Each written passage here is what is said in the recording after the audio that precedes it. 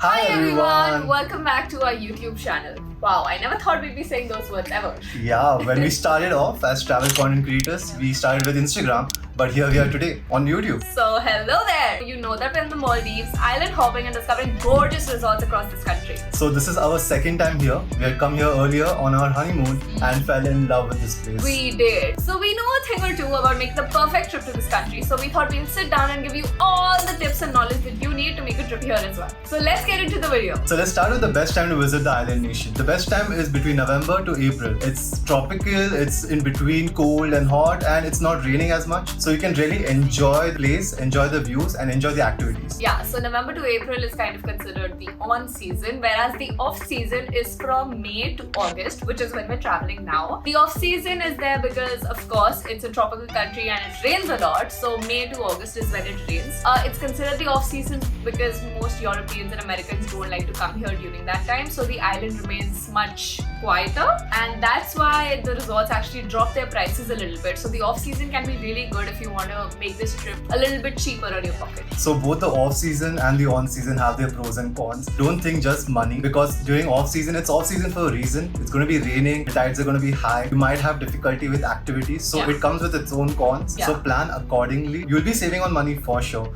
but if you really want it to be a once in a lifetime experience and if you're good for the money, think about coming during the on season, because then you can really relish all the activities that the place has to offer. Now let's talk about booking your flight tickets. We would advise you to book your flight tickets at least 2 to 3 months in advance so you can get the best deal possible. Most flights from India land here in the Maldives between 11 to 2 p.m, which is actually ideal because most resorts have a check-in after 2 p.m. So there's no point really finding a flight that lands early in the morning because you'll be stuck at the airport and you won't get a transfer out to your resort until the check-in time comes closer. So here's an additional tip. Try taking a direct flight to wherever you're coming from, because if you take a layover, you will get exhausted and it's already a long journey from wherever you're going to be coming. So make sure to do a direct one, and most major cities in India are offering direct flights. Yeah, we flew here both times to the Maldives by Indigo, which is actually good. It's always on time. It takes about 2.5 to 3 hours from Mumbai to Malé. Also, make sure you always choose the window seat on the left-hand side of the flight, because when you land in Malé, if you're on the right-hand side, you see nothing but the ocean. But if you're on the left-hand side, you can actually see the ocean and the city while you land, so it's actually really pretty. So Maldives is an island nation with about 1,200 or so islands. That's a lot of islands. And it is also the flattest country in the world. Now there are two kinds of islands you can pick from. One are local islands where the locals live and you get to stay in guest houses, whereas the other are private resort islands, which is what most people who come here on a once in a lifetime holiday choose, because that experience itself is like on a whole different level. Yeah, and if you're planning a vacation or a very short trip, we would recommend coming to a private island, because that's where the experiences are, that's where the luxury is, and that's where you can really relax and enjoy. A local island life is also nice. You want to really get into the local culture, you want to interact with people if you're that sort of a traveler. But as we know and we have spoken to people, Maldives trip is usually around the private islands and what the resorts have to offer over there. So if the island that you're choosing to live in is closer to the airport, then you will have a speedboat transfer, which is usually included in whatever package you choose. But if the island is kind of far away from the airport, then you might have to take an additional flight out via seaplane, which is also very cool and a different experience. And when you're making your confirmation, just try to ask the resort or your booking agent to kind of include your transfer between the islands, between the airport and the island, because it will cost you a bit. So try to save up on that. It can get expensive. So the Maldives can be done on a budget if you choose to live in the local islands. But of course, there are a few restrictions since Maldives is a predominantly Muslim nation. There are no bikinis and swimsuits allowed in the local islands except for the resort or guest house you're staying at, and also there's no alcohol available on the local islands. The private islands have both the alcohol and the freedom for you to just wear your best bikinis and show your best body. So as Harsh said earlier about the transfers included in your package, well, the package only happens if you do this booking via a travel agent or an agency. We actually recommend using a travel agent while booking your trip to the Maldives, because if you book via any other sort of platform or via the hotel's own platform, it will get very, very expensive for you since everything here is in USD and they cater mostly to Europeans and Americans. So the prices are kind of expensive. You can customize your package as per your wish, and sometimes agencies also give you special honeymoon discounts, special honeymoon packages, so you can really make the most of it. Yeah, and also another perk with agencies is that they cater to you directly and they'll help you plan an entire itinerary according to your needs. So if there's something you don't want, there's something you would like to add on, or some preferences you have, the agency will communicate that directly rather than you calling the resort and telling them some specific things. It gets complicated if you try to do it yourself. So as Prachi already mentioned, an agency is a good way to go forward. Now the agency that we would actually recommend you is Pick Your Trail. We actually use their services to plan our honeymoon, and then we built a working relationship with them, and this whole trip that we're doing right now, they are the ones who helped us plan it all you need to do is just go on their website and find the kind of resort or package that you want and put in your phone number and details, and someone from the agency will actually reach out to you. They'll be your main point of contact and they'll help you plan everything according to your specific needs. That's how we planned our honeymoon, that's how we planned this trip, and each time this service has been really top notch. And this we are saying only from experience because we went on a honeymoon with them that was purely on our own basis, where we just newly met them and they just catered to us so nicely that we felt so comfortable in the entire trip. Yeah, we did. So the next thing we're going to talk about are the packages that the islands offer. Yeah, so most resort islands have different kinds of meal packages called half board, full board, all inclusive plus, etc. And it can get really confusing of what it actually means and what's really included. So we just thought we'll break it down for you so it's easier for you when you're talking to your travel agent or your resort. So most often than not, your meals are usually included in the package that a resort offers because it's a private island, you can't really be paying per meal.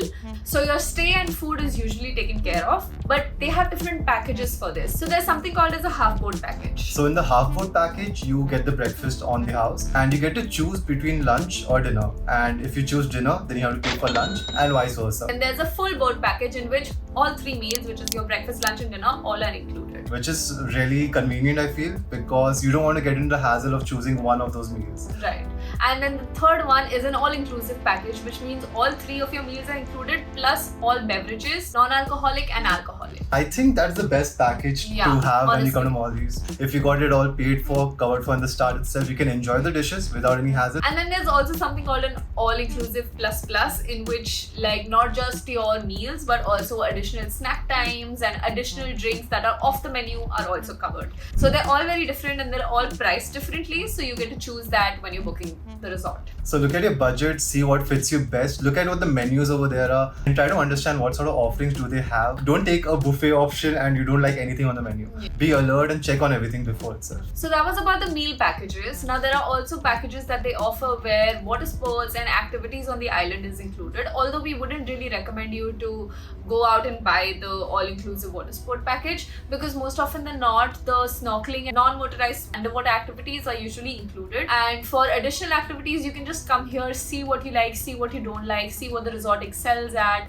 and what the weather is like, and only then pay for whatever additional activity you want to do. Yeah, the weather plays a very vital role over here on the islands. You've got to be clear on the refund policies. Yeah. Mostly they will just push it for another day, and since you paid for the activity, you will do it, but you won't enjoy it. Try to just come at the resort and make your bookings. One additional thing we want to mention in this point is a floating breakfast. If your villa has a pool, but this floating breakfast is not a substitute for the breakfast that you already paid for or that is included in your package. This actually comes at an additional cost. So yeah, just keep that in mind. And in case you want to do a floating breakfast, just do it once for the photos and the videos. Don't yeah, do because it can get very annoying to be in the pool and like eat it like this because just do it once. So the first resort we stayed at was called Makunudu Island. It is a very small boutique private island, about a 50-minute speedboat ride from Male Airport. It has about 36 beach villas and it's very, very secluded and not very crowded during the off season. So a 4 to 5 night all-inclusive package here in the off season for 2 people would cost anywhere from 1 lakh to 1,15,20,000, which is very good pricing. Which is a very good pricing for a private resort. So that island is kind of on the lower end of the budget and it only gets higher from here. So if that's your budget for a 4-5 night stay, then Makunudu Island is your go-to. The next islands we went to was Angsana Iru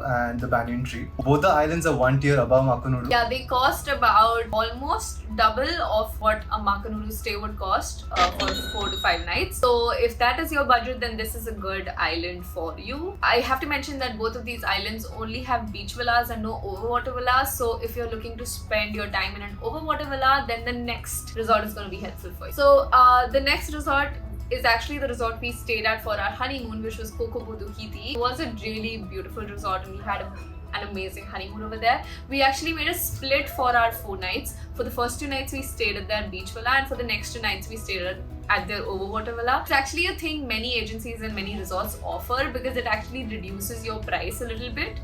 We ended up paying 1.5 lakhs in October of last year. It keeps going up and down. In the off season it might be lower, in the on season it might be a little bit higher. That is something that you want to do, which is make a split between your beach villa and overwater villa. Then Kukubuduhiti is the place where you can do that. And the last most exclusive resort that we've experienced is Inheritance Ara. We stayed there for 3 nights in their overwater villa. It was pristine. It's extremely expensive. I will mention cost here for a 3-night stay, but it's extremely luxurious. We've never experienced anything like it before. So if that is your vibe, then Inheritance Ara is the place for you. So now that you've booked your trip and you're very excited to come, you probably want to know what to pack for a situation like this, since you've never been to an island before. Like, what do I need to pack? So firstly, on an island, you got to prepare yourself for the heat. And for anything. And for anything.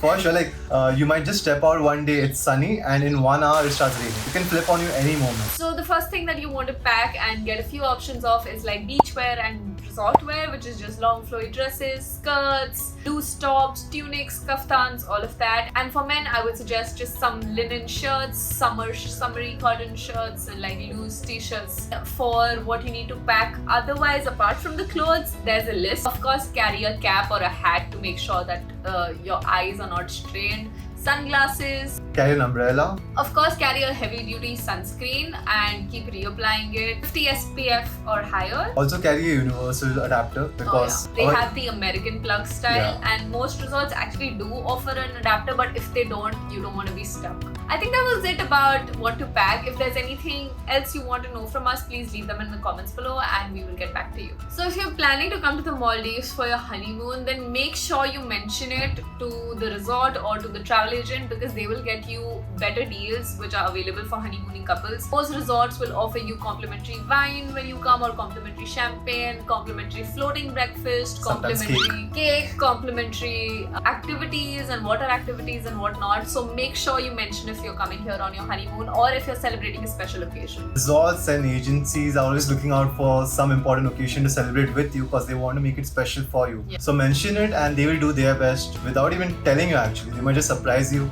on the spot. So it's good to let them know. And also you want to get the honeymoon package, whatever it is, even if it's a little more expensive. If you're coming here on your honeymoon, it's only going to happen once in your life. Be a little loose with your money and let it go. Because this is going to be a once in a lifetime experience for you, and it's extremely beautiful.